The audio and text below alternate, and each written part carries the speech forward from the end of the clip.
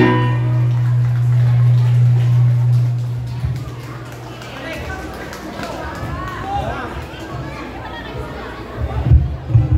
once again, ladies and gentlemen, palakpak naman para sa mga kapatid na Sophia and of course, Roshan Dorias.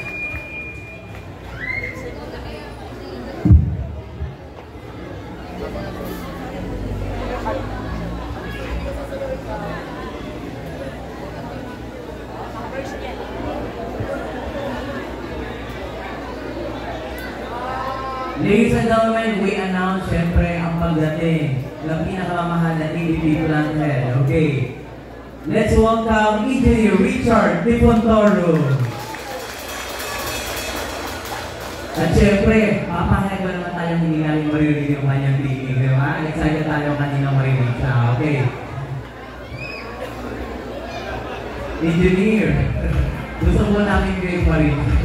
Maraming, palapang naman natin.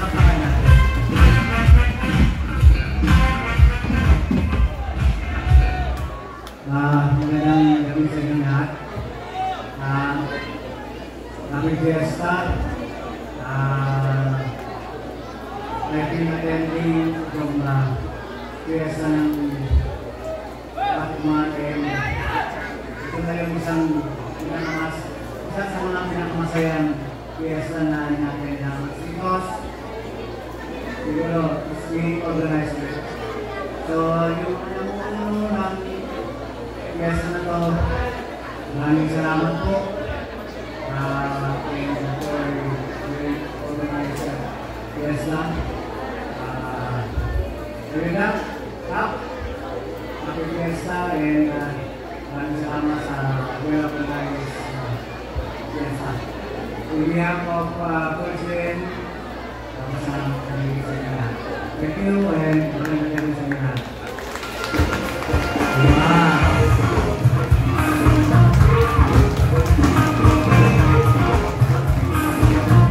Mamaya daw po yung autograph sign.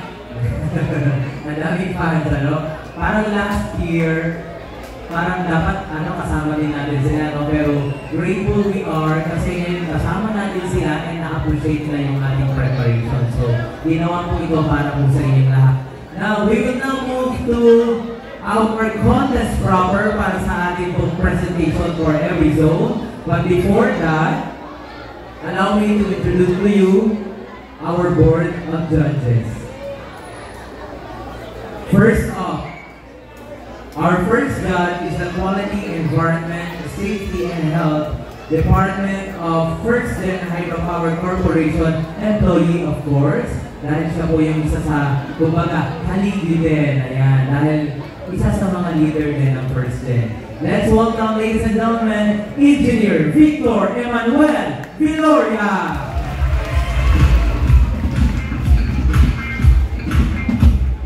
Daming fans. So alam nyo na, naubigatin ang ating mga Morado. Our next gentleman judge from Mia Eucris Dam and Reservoir Division as a record assistant. Ladies and gentlemen, let's welcome Sir Jerry G. Espiritu.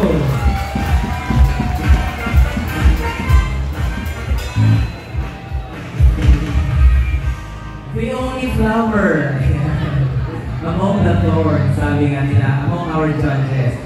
She is an administrative and finance of Mia Eucris DRD. At ang kanyang present position ayan, ay administrative finance, katulad ng sinabi ko. She is 25 years na in government service. Kaya naman pag-sasabi natin, institusyon na si Ma'am. Ayan. Let's welcome, ladies and gentlemen, Ma'am Luisa A. Esquilana.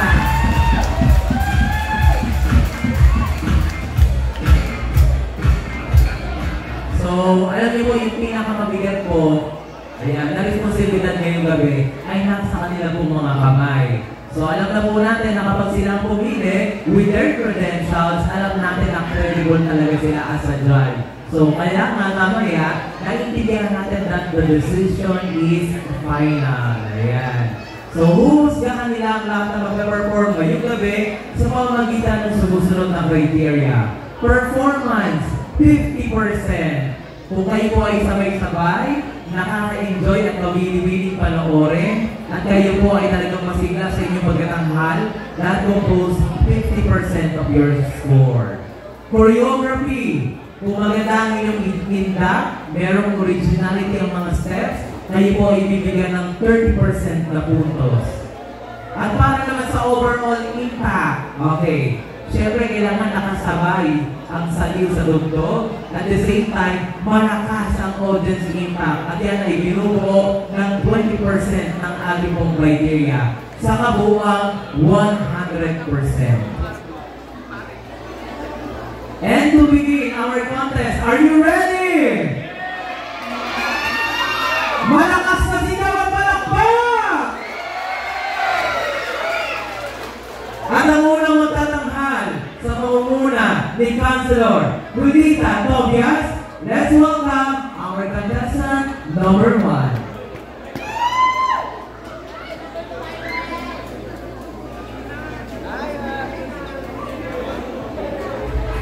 Let me just remind performer, pakibigay na po yung inyong pong demo audio dito po sa ating po sound system personnel.